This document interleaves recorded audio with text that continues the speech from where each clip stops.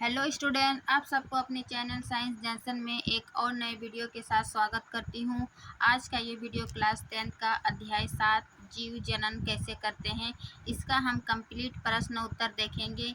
इससे पहले हम इसका कंप्लीट वन शॉर्ट वीडियो में थ्योरी बता चुके हैं। जिसने थ्योरी नहीं देखे हैं वो चैनल पर जाकर इसका सबसे पहले थ्योरी देख लीजिए, क्योंकि थ्योरी देखने के बाद ही आपको प्रश्न उत्तर समझने में आसानी होगा। जैसा कि आप सबको पता है, हम आपका एनसीईआरटी का ही हर टॉपिक हूबहू लेते हैं और उसी को एक सिस्टमेटिक ढंग से एक पॉइंट टू पॉइंट नोट्स तैयार करते हैं, ताकि आपको नोट्स से पढ़ने में आसानी हो और नोट्स से अच्छे से समझिएगा और कम समय में बेहतर तैयारी करने में आसानी हो। आप चाहे क्लास 10th में हो या फिर आप किसी भी एग्ज़ाम की तैयारी कर रहे हो, चाहे आप बीपीएससी टीआरई 4 हो या एस्टेट हो या आने वाले किसी भी एग्ज़ाम की तैयारी कर रहे हैं, तो ये वीडियो आपके लिए काफ़ी हेल्पफुल हो रहेगा। अब हम आप अपने नोट्स में मतलब एनसीईआरटी का 100% कंटेंट देते हैं, ताकि आपको जो है एक बार हमारे वीडियो या नोट्स से पढ़ने के बाद किसी और वीडियो को आपको देखने की आवश्यकता ना हो। आपको वन शॉट एक ही वीडियो में पूरा थ्योरी मिल जाता है। उसके बाद हम वन शॉट वीडियो में क्या करते हैं, उसका कंप्लीट प्रश्न उत्तर लेकर आते हैं। तो चलिए बिना देरी के शुरू करते हैं। जीव जनन कैसे करते हैं, इसका हम कंप्लीट प्रश्न उत्तर देखेंगे। सबसे पहले हम अध्याय के बीच बीच में जो प्रश्न उत्तर रहता है उसको देखेंगे। उसके बाद हम अभ्यास का प्रश्न उत्तर देखेंगे। तो चलिए शुरू करते हैं। सबसे पहला क्वेश्चन है, यानी कि अध्याय के बीच का क्वेश्चन है कि डीएनए प्रतिकृति का प्रजनन में क्या महत्व है, यानी कि डीएनए रेप्लिकेशन के प्रजनन में क्या महत्व है, इसका आंसर देना है। तो इसका आंसर हो जाएगा मतलब किसी भी कोशिका के केंद्रक में जो केंद्रक में डीएनए पाए जाते हैं वो पीढ़ी दर पीढ़ी हस्तांतरित होते रहता है। तो ये बोल रहा है कि प्रजनन में इसका क्या महत्व है। तो देखिए, डीएनए के अणुओं में जो आनुवंशिक गुणों का संदेश होता है, यानी ये डीएनए के अणुओं में आनुवंशिक गुणों का संदेश होता है, जो जनक से संतति पीढ़ी में जाता है, यानी कि पेरेंट सेल से जो है वो संतति में जाता है, और यह पीढ़ी दर पीढ़ी अभिलक्षण हस्तांतरित करने में सहायक है।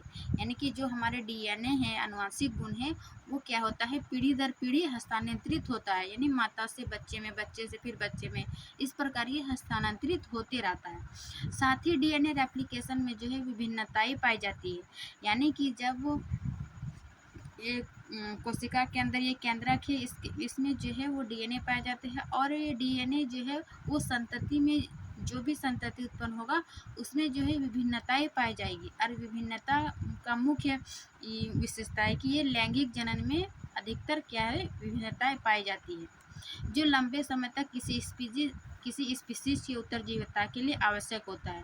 यानी कि जीव जनन के लिए क्यों आवश्यक है, क्योंकि यह जो है किसी स्पीशीज की उत्तरजीविता के लिए आवश्यक होता है, और ये डीएनए रेप्लिकेशन के जरिए जो विभिन्नताएं पाई जाती है, इससे जो है स्पीशीज की उत्तरजीविता के लिए आवश्यक होता है। तो ये इसका आंसर हो जाएगा एक का।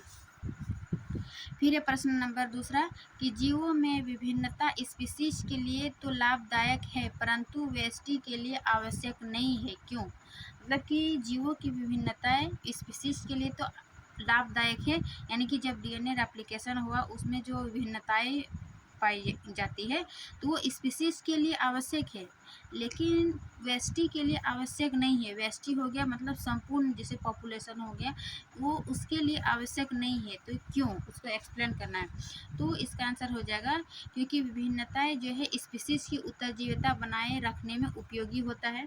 ये भी इसमें भी हम देखें, क्योंकि यदि किसी समष्टि के जीवों में कुछ विभिन्नताएं होगी, तभी अचानक कुछ उग्र परिवर्तन आने पर जीवित रह पाएंगे, है ना। अन्यथा समष्टि का समूल विनाश संभव है। यानी कि यदि जीवों में विभिन्नताएं जो होगा, तभी वो परिवर्तन में मतलब अचानक जो भी किसी समष्टि के जीव में कुछ भिन्नता होगी अचानक, तभी वो जीवित रहने के लिए जो है वो समूल विनाश संभव है। जैसे कि इसका उदाहरण दिया है कि जैसे वैश्विक उष्मीकरण, यदि ग्लोबल वार्मिंग के कारण शीतोष्ण जल के जीवाणुओं की समष्टि में से अधिकतर बैक्टीरिया व्यष्टि मर जाएंगे, परंतु उष्ण प्रतिरोधी क्षमता वाले कुछ परिवर्तन जीवित रहेंगे। यानी कि जो उसके अनुकूल, जैसे जो शीतोष्ण को क्षमता रखने सहने वाला हो, तो वो क्या करेगा, वो जीवित रहने के लिए वो जीवित रह पाएंगे। और जो उसके अंदर क्षमता नहीं हो, क्या बोलते हैं, शीतोष्ण जल के बैक्टीरिया को, यदि उसमें ज़्यादा गर्मी, ग्लोबल वार्मिंग क्या होता है, बहुत ज़्यादा अधिक गर्म हो जाना, कार्बन डाइऑक्साइड का बढ़ जाना, तो यदि उस बैक्टीरिया को ग्लोबल वार्मिंग में रख दिया जाएगा तो क्या होगा, वेस्टी मर जाएंगे। परंतु उष्ण प्रतिरोधी वाले जो बैक्टीरिया होगा क्षमता वाले, तो वो कुछ परिवर्तन करके क्या करेगा, जीवित रहेंगे। ये है कि जीवों की विभिन्नता जो है स्पीसीज के लिए तो लाभदायक है, परंतु वेस्टी के लिए आवश्यक नहीं है। क्यों? तो ये इसका आंसर हो गया, है ना। अब हम इसका नेक्स्ट पेज का प्रश्न देखेंगे, है ना। नेक्स्ट पेज में क्या है, ये है नेक्स्ट पेज का प्रश्न नंबर 1 कि द्विखंडन एवं बहुखंडन से किस प्रकार भिन्न है। द्विखंडन एवं बहुखंडन अलैंगिक विधि में हम बताए थे कि अलैंगिक विधि में द्विखंडन और बहुखंडन किस में होता है और ये किस प्रकार है। लेकिन यहाँ पर पूछ रहा है कि किस प्रकार भिन्न है, मीन्स ये दोनों में अंतर बताना है कि किस प्रकार भिन्न है। तो सबसे पहले हम इसको इस प्रकार लिखेंगे और एक पॉइंट करके लिखेंगे कि द्विखंडन विधि में जो है वो कोई जीव एक सेल से 2 सेल में विभाजित हो जाती है। यानी कि कोई ये एक सेल है, उसमें क्या होगा, 2 सेल में विभाजित हो जाएगा, जैसा कि इसका हम अमीबा में देखे थे, है ना। तो ये द्विखंडन में कि एक जीव 2 सेल में विभाजित हो जाता है। परंतु बहुखंडन में एक सेल कई संतति सेल में परिवर्तित हो जाते हैं। जैसे कि हम इसका प्लाज्मोडियम में देखे थे कि एक सेल जो है वो कई सेल में परिवर्तित हो जाता है, इसको बहुखंडन विधि कहते हैं, है ना। द्विखंडन का उदाहरण हम देखेंगे कि अमीबा में द्विखंडन द्वारा एक अमीबा किसी तल से दो भागों में विभक्त हो जाता है ना। इसका उदाहरण अमीबा हो गया एक, और दूसरा है कालाजार के रोगाणु लेशमानिया में। लेकिन अमीबा और लेशमानिया में जो है एक मुख्य अंतर है कि अमीबा जो है वो किसी भी तल से क्या होता है, इसका सेल 2 भागों में विभाजित हो जाती है केंद्रक, और ये नया अमीबा बनाता है। लेकिन लेशमानिया में जो है, लेशमानिया के सेल के एक सिरे पर कोड़े के समान सूक्ष्म संरचना होती है। यानी कि ऐसे जीवों में द्विखंडन एक निर्धारित तल से होता है। यानी कि लेशमानिया में जो है वो एक निर्धारित तल द्वारा क्या होता है, वो उसका सेल विभाजित होता है, और जिसके सिरे पर कोड़े के समान सूक्ष्म संरचना होती है, और इन्हीं संरचना को निर्धारित करता है एक निश्चित तल से, जिससे वो क्या करता है, विभाजित हो जाता है ना। तो अमीबा और लेशमानिया में एक बारीक सा अंतर था, देख लीजिएगा। फिर है इसका द्विखंडन का उदाहरण, मलेरिया परजीवी प्लाज्मोडियम में एक जीवों के बाहर एक परत चढ़ी होती है, जिसके अंदर कई सेल बन जाती है, और बाहर का आवरण फटने पर क्या होता है, ये सेल मुक्त हो जाती है ना। तो ये इस प्रकार अंतर था। अब हम इसका प्रश्न नंबर 2 देखेंगे कि बीजाणु द्वारा जनन से जीव किस प्रकार लाभान्वित होता है। यानी कि जो बीजाणु द्वारा जनन होता है उस जीव में किस प्रकार लाभदायक होता है, वो बताना है। जैसे हम इसका थ्योरी में बताए थे कि बीजाणु द्वारा जनन जो राइजोपस में होता है, देखिए यहाँ पर भी फिगर दिया हुआ है, बीजाणु समागम संघ, ये बीजाणु द्वारा किसमें होता है, राइजोपस में। राइजोपस में ये क्या होता है, ये बीजाणु धानु, और बीजाणु धानु के ऊपर ये क्या है, गोल गोल इसकी गोल गोल संरचना होती है, इसी में बीज पाई जाती है, और बीज जो है ये फेवरेबल कंडीशन आने पर ये, यानी अनुकूल परिस्थिति आने पर ये फट जाती है, और प्रत्येक स्पोर जो है वो एक नए राइजोपस बनाता है। तो ये यही पूछ रहा है कि बीजाणु द्वारा जनन से जीव किस प्रकार लाभान्वित होता है, यानी किस प्रकार उसका लाभ होता है ना। क्योंकि बीजाणु के चारों ओर जो है एक मोटी भित्ति होती है जो प्रतिकूल परिस्थितियों में उसकी रक्षा करती है। यही इसके चारों एक मोटी भित्ति होती है जो प्रतिकूल परिस्थिति आने पर उसकी क्या करता है, रक्षा करती है। नम सतह के संपर्क में आने पर वह वृद्धि करने लगता है ना। नमी, है ना, वातावरण में नमी या हवा के संपर्क में आने पर ये क्या करता है, वृद्धि करने लगता है। ये हल्के तथा गोल होते हैं, जिसके कारण आसानी से वातावरण में फैल जाते हैं। तो ये इसका लाभ था। अब क्वेश्चन नंबर तीसरा देखते हैं कि क्या आप कुछ कारण सोच सकते हैं जिससे पता चलता हो कि जटिल संरचना वाले जीव पुनरुद्भवन द्वारा नई संतति उत्पन्न नहीं कर सकते हैं। यानी कि कहने का अर्थ है कि जटिल संरचना वाले जीव जो है वो पुनरुद्भवन नहीं कर सकता है, संतति उत्पन्न नहीं कर सकता है। क्यों, इसका कारण बताइए। क्योंकि जटिल संरचना वाले जीव जो है उसके विशिष्ट कार्य करने के लिए एक विशिष्ट खास अंग होते हैं, है ना, कि खास अंग एवं अंग तंत्र होते हैं। जैसे कि मनुष्य, है ना, मनुष्य हो गया, जीव जंतु हो गया, उसमें क्या होता है, एक विशिष्ट कार्य करने के लिए एक विशेष खास अंग एवं अंग तंत्र होते हैं। जैसे कि हमारे पाचन तंत्र हो गया, श्वसन तंत्र हो गया, ये क्या करता है, विशेष कार्य को वो विशेष अंग में ही किया जाता है। इसलिए ऐसे जीवों के किसी भाग को जो है वो काट कर नया जीव उत्पन्न नहीं किया जा सकता है। यदि हम एक भाग को काटते हैं यदि श्वसन तंत्र को, तो उसमें कैसे सब क्रिया होगा, उत्सर्जन कैसे होगा, कैसे पाचन क्रिया होगा। इसीलिए हम जटिल संरचना वाली कार्य को जो है उसको काट नहीं सकते हैं। और पुनरुद्भवन विशिष्ट कोशिकाओं द्वारा संपादित होती है। इन कोशिकाओं के क्रम प्रसरण से अनेक कोशिकाएं बन जाती है। यानी कि जो पुनरुद्भवन होता है, जिसको पुनः प्राप्त कर सकते हैं, ऐसे जीवों में जो है वो अंग नहीं पाए जाते। इस प्रकार जनन केवल उन्हीं जीवों में संभव है जिनमें विशिष्ट कार्य के लिए अंग नहीं पाए जाते, है ना। ये पुनरुद्भवन में क्या होता है कि प्रत्येक जीव को यदि किसी कारणवश अलग हो जाता है या टूट जाता है, तो प्रत्येक टूटा हुआ भाग जो है वो फिर से नया जीव बन जाता है ना। क्यों, क्योंकि उसमें कोई अंग नहीं पाए जाते हैं, कोई विशेष कार्य करने के लिए कोई अंग तंत्र नहीं पाए जाते हैं, इसीलिए फिर से जीवित हो जाता है। लेकिन जटिल संरचना वाली जीवों में ऐसा नहीं है। ऐसा जटिल संरचना वाले जीवों में जो है विशिष्ट कार्य करने के लिए विशेष अंग या अंग तंत्र पाए जाते हैं, है ना। तो इसका आंसर यही हो जाएगा 3 का। फिर हम चौथा देखते हैं कि कुछ पौधों को उगाने के लिए कायिक प्रवर्धन का उपयोग क्यों किया जाता है। कायिक प्रवर्धन हम बताए थे, कायिक प्रवर्धन यानी उसके कायिक भाग से जनन, ये अलैंगिक जनन का ही विधि है। कायिक भाग होता है जैसे कि किसी प्लांट का जड़ हो गया, तना हो गया, पत्ती, है ना, पत्ता हो गया, ये सब क्या है, उस पौधे का कायिक भाग है। तो जब उस कायिक भाग से जनन पौधे नया बनता है, तो ये कायिक प्रवर्धन का उपयोग क्यों किया जाता है। तो इसके कुछ पौधे को उगाने के लिए जो है वो कायिक प्रवर्धन के उपयोग निम्नलिखित कारणों से किए जाते हैं। नंबर 1, कायिक प्रवर्धन द्वारा उगाए गए पौधों में बीज द्वारा उगाए गए पौधे की अपेक्षा जो है पुष्प एवं फल कम समय में लगते हैं। यानी कि जब कोई पौधा का, जैसे कि ब्रायोफिल्म का पत्ता है, उसको पत्ता से अलग करके उसको मतलब कि लगाने से वो कम समय में ही उसमें पुष्प एवं फल आ जाता है ना। उसमें बीज द्वारा उगाए गए पौधों की अपेक्षा, मतलब जैसे कि जो पौधा हम पहले बीज बोते हैं, फिर बीज से अंकुरित होता है, अंकुरित से थोड़ा छोटा पौधा होता है, छोटा पौधा से बड़ा पौधा, उसमें जो है वो काफ़ी समय लगता है। लेकिन जब हम कायिक प्रवर्धन विधि द्वारा पौधों को उगाते हैं, तो उसमें जो है बीज द्वारा उगाए पौधों की अपेक्षा जो है वो पुष्प एवं फल कम समय में लगते हैं। तो ये एक लाभ हो गया कि कायिक प्रवर्धन के उपयोग के लिए किन कारणों से इसका यूज़ किया जाता है। तो नंबर 1 हो गया। फिर दूसरा है कि यह पद्धति उन पौधों को उगाने के लिए उपयुक्त है जो बीज उत्पन्न करने की क्षमता खो चुके हैं, है ना, जिसमें बीज उत्पन्न करने की क्षमता भी खो चुके हैं, या फिर जिन पौधे में बीज मतलब जिस पौधों में बीज नहीं भी पाए जाते हैं, उसको उगाने के लिए भी ये लाभदायक है कायिक प्रवर्धन। जैसे कि गुलाब, चमेली, संतरा एवं केला, ये सब क्या है, इसका तना भाग, है ना, काट कर लगाते हैं। केला में बीज रहित हो गया। तो इस प्रकार के पौधों को उगाने के लिए लाभदायक है।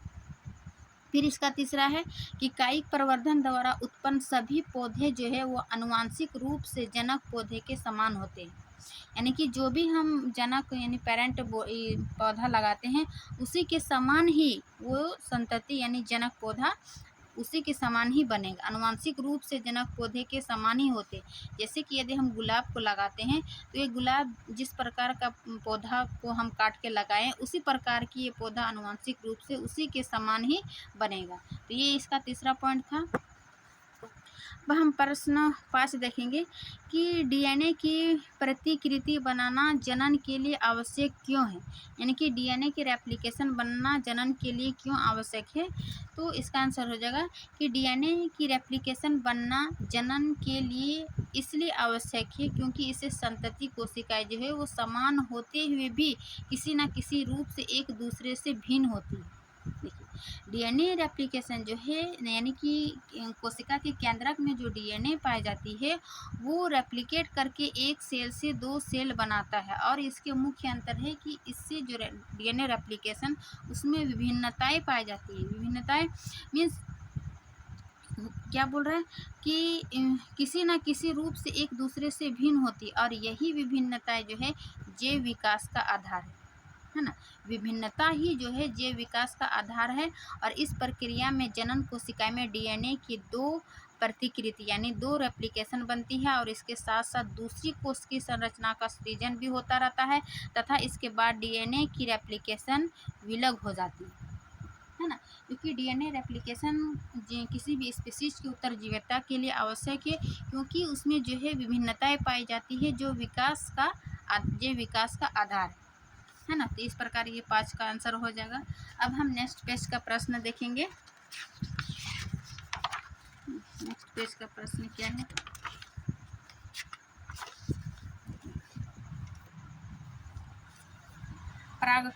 परागन क्रिया निषेचन से किस प्रकार भिन्न है ना।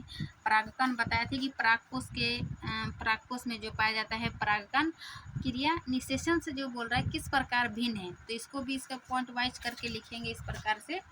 ये है परागकण यानी कि पॉलिनेशन, और निषेचन यानी कि फर्टिलाइजेशन। तो परागकण जो है वो परागकणों का पुंकेसर से वर्तिकाग्र तक पहुंचने की क्रिया को परागकण कहते हैं, है ना। परागन कहते हैं। और एक परागकण जो होता है वो परागकणों जो होता है वो परागकोश के अंदर पाया जाता है। परागकोश के अंदर, जैसे कि एक मिनट उस पर दिखा रहे हैं उसकी संरचना जो बनाए थे ये है ना। ये परागकोश के अंदर जो है वो परागकण पाया जाता है, और ये परागकण जो है वर्तिकाग्र तक पहुंचने की क्रिया को परागन कहते हैं, है ना। परागकणों का पुंकेसर से वर्तिकाग्र यानी स्टिग्मा तक पहुंचने की क्रिया को क्या कहते हैं, परागन कहते हैं। दूसरी ओर निषेचन क्या है कि जब नर तथा मादा युग्मकों का मिलकर जायगोट बनने की प्रक्रिया को क्या कहते हैं, निषेचन कहते हैं। तो ये मुख्य अंतर था। अब दूसरा है कि यह ज़्यादातर जो है वो कीट, हवा, जल, पक्षी आदि के माध्यम से होता है, यानी कि परागकण जो है वो किसके माध्यम से स्टिग्मा तक पहुंचती है, तो इसका माध्यम है कीट, हवा, जल, पक्षी आदि के माध्यम से ये स्टिग्मा तक पहुंचती है। लेकिन निषेचन में जो है वो इस प्रक्रिया में नर युग्मकों को मादा युग्मक तक ले जाने का कार्य परागनलिका करती है ना। इसका फिगर थ्योरी क्लास में हम इसका फिगर बताए थे कि देखिए ये जो परागकोश के अंदर परागकण है तो ये किसी जल, कीड़ा, हवा ये सब के माध्यम से जाता है, लेकिन नर फर्टिलाइजेशन में जो होता है ये एक परागनली के माध्यम से होता है ना। देखिए मेल गैमीट ये फीमेल गैमीट के पास किसके माध्यम से आया, एक पोलन ट्यूब के माध्यम से। तो यहाँ पर भी वही पॉइंट था, परागनलिका करती है। फिर इसका तीसरा पॉइंट है कि यह क्रिया निषेचन से पहले होती है, यानी परागकण की क्रिया जो है वह निषेचन से पहले होती है, जबकि फर्टिलाइजेशन की क्रिया जो है यानी निषेचन की क्रिया जो है यह क्रिया परागकण के बाद होती है। तो ये इसका 3 मुख्य अंतर था। अब हम इसका दूसरा प्रश्न देखेंगे कि शुक्राशय एवं प्रोस्टेट ग्रंथि की क्या भूमिका है ना। ये सब हम सभी अपना नोट्स में पढ़ा चुके हैं, लेकिन कुछ है कि क्वेश्चन आंसर जो है वो एक ही जगह इकट्ठा रहेगा तो आपको पढ़ने और समझने में आसानी हो, इसीलिए हम एक ही जगह इकट्ठा करके लाते हैं ताकि आपको कहीं और से खोजने की आवश्यकता ना हो, या फिर हमारे नोट्स में भी है तो हम आपको बता देते हैं कि ये इसका आंसर ये हमारे नोट्स में यहाँ पर है ना। तो आपका काम जो है हम आसान कर देते हैं, बस आप पढ़ते रहिए और अपनी तैयारी को बेहतर कीजिए। तो शुक्राशय एवं प्रोस्टेट ग्रंथि की क्या भूमिका है? तो इसका आंसर हो जाएगा कि प्रोस्टेट तथा शुक्राणु अपने स्राव जो है वो शुक्रवाहिकाएं में डालते हैं, जिससे शुक्राणु एक तरल माध्यम में आ जाते हैं। इसके कारण इनका स्थानांतरण सरलता से होता है। साथ ही यह स्राव उन्हें क्या करता है? पोषण भी प्रदान करता है। कौन सा स्राव? प्रोस्टेट तथा शुक्राशय, है ना। इसका हम फिगर से थ्योरी क्लास में बताए थे कंप्लीट। अब हम तीसरा क्वेश्चन देखेंगे कि यौनारंभ के समय लड़कियों में कौन से परिवर्तन दिखाई देते हैं, लड़कियों में पूछ रहा है ना।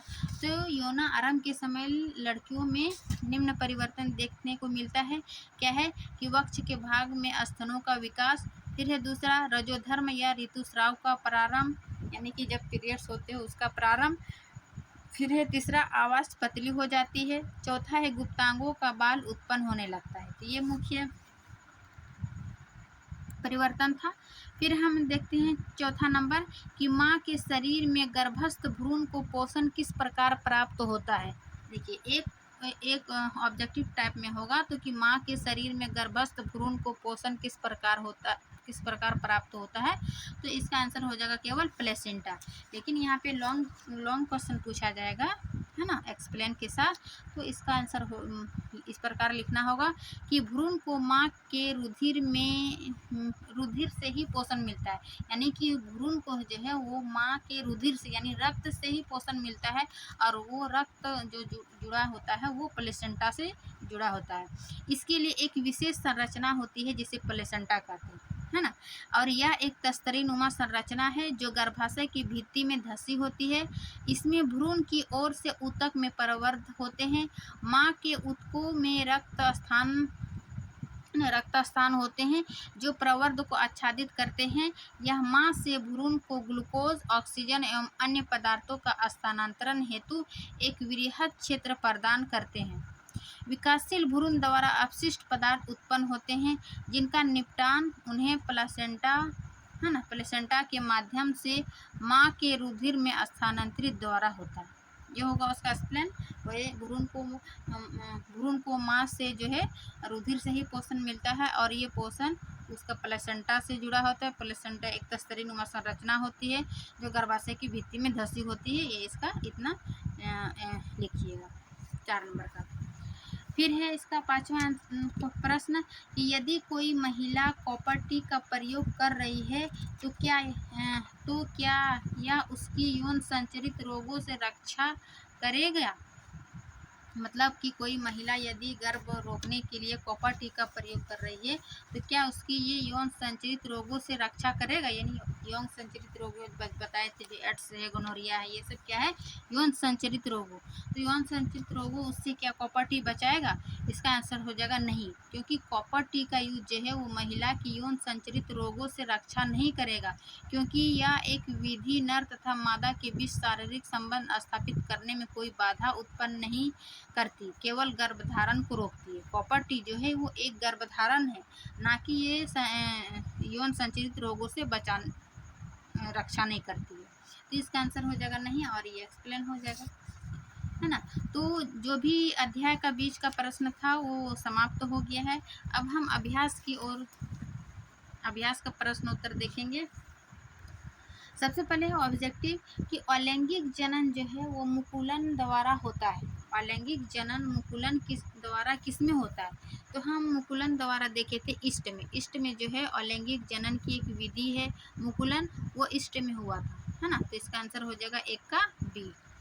फिर है दूसरा कि निम्न में से कौन मानव में मादा जनन तंत्र का भाग नहीं है ना। मानव में मादा जनन तंत्र का ये जो अंडाशय है, गर्भाशय, शुक्रवाहिका, डिंबवाहिना, ये सब मादा जनन तंत्र का भाग है। लेकिन पूछ रहे नहीं यानी शुक्रवाहिका जो है वो नर जनन तंत्र का भाग है। बाकी जो तीनों अंडाशय, गर्भाशय या डिंबवाहिनी ये सभी मादा जनन तंत्र का भाग है। बाकी शुक्रवाहिका ये नर जनन तंत्र का भाग है। तो इसका आंसर हो जाएगा 2 का सी। तीसरा देखते हैं कि परागकोश में होते हैं। अभी हम बताए थे कि परागकोश में क्या होते हैं, ये परागकण, है ना, परागकण। और ये सब पुष्प का भाग है, बाह्यदल, पुष्प का ये अंदर अंडाशय, अंडा। तो 3 का हो जाएगा डी, परागकण। अब चौथा देखेंगे कि अलैंगिक जनन की अपेक्षा लैंगिक जनन के क्या लाभ है ना। अलैंगिक जनन और लैंगिक जनन में डिफरेंट बताए थे, लेकिन यहाँ पूछ रहा है अलैंगिक जनन की अपेक्षा लैंगिक जनन के क्या लाभ है। तो इसका आंसर हो जाएगा कि अलैंगिक जनन में जो है वो प्राप्त संतति जनक के लगभग समरूप होते हैं, है ना। अलैंगिक जनन में जो भी संतति होगा वो पेरेंट के ही समरूप होगा, उसी के अनुसार समान होगा, पर क्योंकि इनमें एक ही जीव के डीएनए से प्रतिक्रिया यानी रेप्लिकेशन प्राप्त होता है, परंतु लैंगिक जनन में दो या दो से अधिक जीव भाग लेते हैं। हाँ, और लैंगिक में बताए थे कि इसमें एक ही जीव भाग लेते हैं और डीएनए रेप्लिकेशन जो है वो एक ही जीव के डीएनए रेप्लिकेशन होता है, इसीलिए वो जो है वो जनक के समान ही होता है। परंतु लैंगिक में जो है वो दो या दो से अधिक जीव भाग लेते हैं, इसीलिए इसमें डीएनए रेप्लिकेशन जो है वो दो या दो से अधिक जीवों के बीच होता है, और इसीलिए उसमें डीएनए रेप्लिकेशन के दौरान जो है वो विभिन्नताएं पाई जाती है। अतः संयोजन अनोखा होता है तथा भिन्न जीवों से प्राप्त डीएनए अत्यधिक विभिन्नताओं को बढ़ावा देता है, जो विकास के लिए आवश्यक है। अत्यधिक विभिन्नता हमेशा डीएनए रेप्लिकेशन में याद रखिएगा कि ये विभिन्नताओं को बढ़ावा देता है ना, जो विकास के लिए आवश्यक है। फिर इसका दूसरा पॉइंट है कि अलैंगिक जनन में नए संयोजन के अवसर उत्पन्न होता है, जिससे नई स्पीसीज एवं जाति की उत्पत्ति होती है। तो ये इसका दो पॉइंट था कि अलैंगिक जनन विधि जो है अलैंगिक जनन की अपेक्षा लैंगिक जनन के क्या लाभ है, तो इसका डीएनए रेप्लिकेशन से जुड़ा होता है।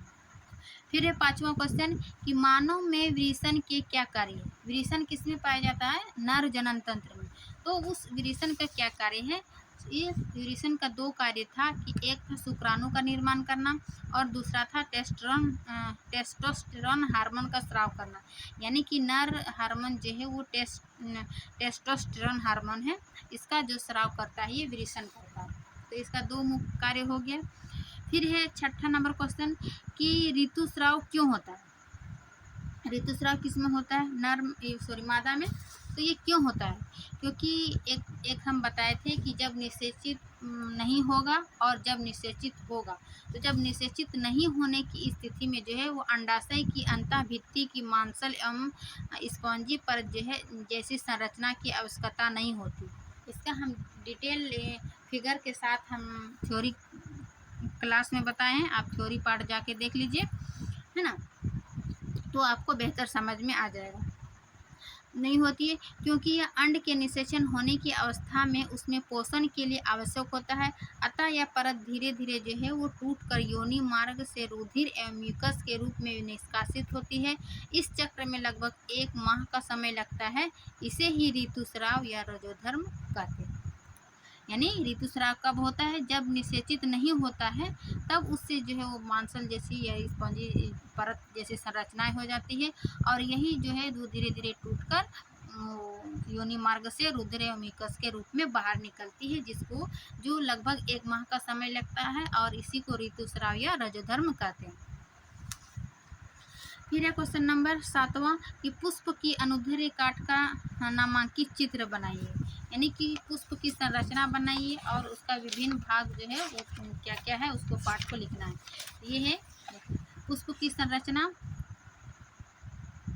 ये पुष्प के मतलब मुख्य 3 भाग होते हैं, 4 भाग होते हैं। बाह्य दल यानी पंखुड़ी, एक है तीसरा है स्त्री केसर और चौथा है पुंकेसर। स्त्री केसर में क्या होता है, ये वर्तिकाग्र यानी स्टिग्मा, ये वर्तिका और ये अंडाशय। और पुंकेसर में क्या होता है, ये परागकोश के अंदर जो है परागकण पाया जाता है, और यह है तंतु, और ये है बाह्य दल और दल यानी पंखुड़ी, और ये बाह्य दल, और ये पुष्प पे पाया जाता है। ये पुष्प की संरचना है और उसका नाम याद रखिएगा, तो इसका हो जाएगा, है ना। ये पूछ रहा है कि पुष्प की अनुदैर्ध्य काट का नामांकित चित्र बनाइए। ये चित्र बनाकर आपको नामांकित कर देना है, तो इसका आंसर हो जाएगा 7 का।